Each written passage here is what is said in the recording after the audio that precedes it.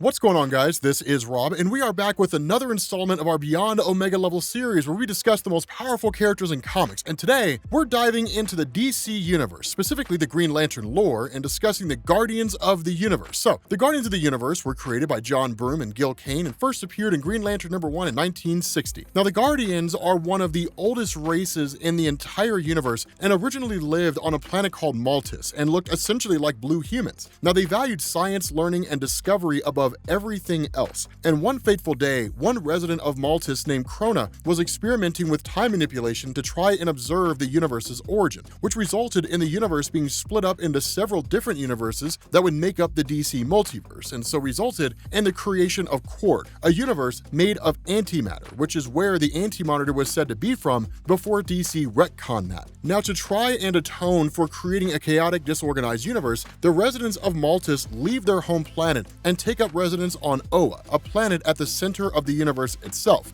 And it's on Oa that some of the Malthusians become the Guardians of the Universe, devoted to preserving law and order in the universe itself. And they also get a lot shorter, and their heads get a lot bigger for some reason. But regardless, the Guardians' first attempt at keeping peace in the galaxy came in the form of the Manhunters, which were basically an android police force that the Guardians created. And that worked pretty well for a few million years until something went wrong with the programming of the Manhunters, and they rebelled against the Guardians and began killing people instead of protecting them. Now, after the Guardians defeat the rogue Manhunters, they decommission the rest of them and get to work on creating a replacement police force. Now, the reality here is the reason why the Manhunters programming went awry is because Krona screwed with them. But not wanting a repeat of the Manhunters, the Guardians decided that they actually needed to use living beings this time. So to that end, they create the Green Lantern Corps. Now, members of the Green Lantern Corps are chosen based on their willpower by power rings that get their power from perhaps the greatest scientific achievement of the Malthusians, the central power battery located on Oa, which basically powers the rings through smaller batteries or lanterns that each member of the Green Lantern Corps carries with them. And the fact that the Guardians created the Green Lantern Corps is really all the evidence we need that they are beyond Omega level, because the Green Lanterns themselves are powerful enough to be considered Omega level. And at this point in a video about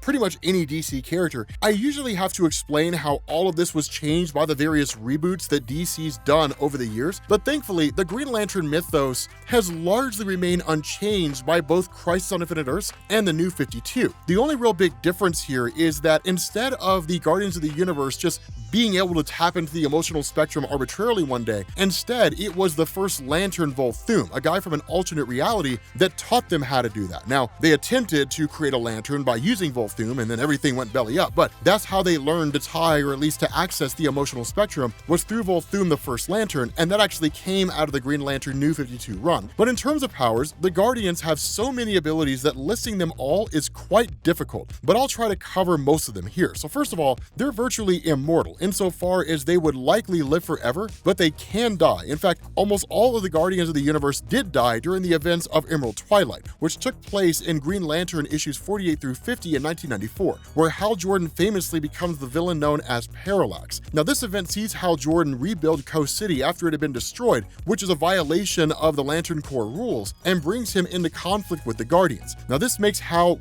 really pissed off, and he goes to Oa to steal the central power battery's energy to rebuild Coast City, causing the Guardians to release former Green Lantern Sinestro from his imprisonment in the battery to try and stop Hal. Now, Sinestro is eventually killed by Hal, who also kills his former teammate Kilowog. And so in a last-ditch effort to stop Hal, the Guardians transfer all their energy to one of their members, Ganthet, who becomes the sole survivor of the Guardians while the rest of them die as well. Now, shortly thereafter, while Hal is still Parallax, he battles Green Lantern Kyle Rayner, and the battle eventually destroys Oa itself. But both Oa and the Guardians are restored by Kyle Rayner, recharging the central power battery. Now, in addition to immortality, the Guardians of the Universe also possess near omniscience and cosmic awareness, as well as vast telepathic and telekinetic abilities. The Guardians are also able to create and control hard-like constructs just like the Green Lanterns, but to an even more advanced degree, with the Guardians having created constructs strong enough to restrain Sinestro as well as the Green Lantern John Stewart. Furthermore, they are durable to the point of being practically invulnerable and can phase, teleport, and create illusions. illusions. And honestly, the way they've been depicted, it seems like they're basically omnipotent with the ability to manipulate time, matter, and energy to the point of being able to alter reality itself. Now, just to run over a few of the feats the Guardians of the Universe have done, Ganthet was able to destroy Kilowog, a ridiculously powerful Green Lantern,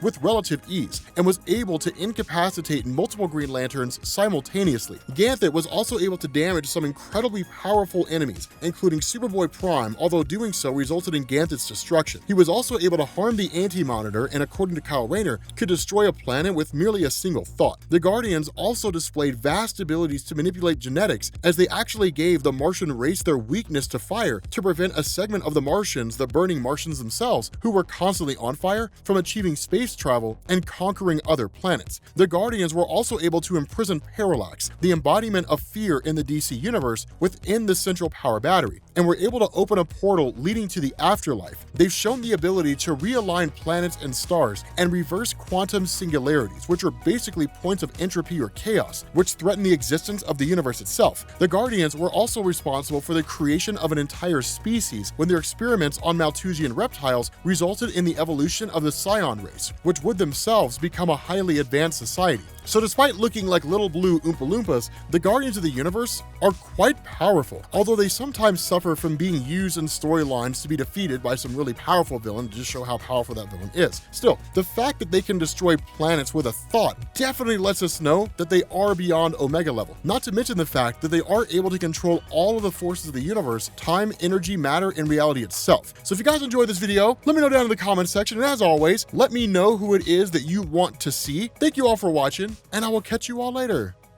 Peace.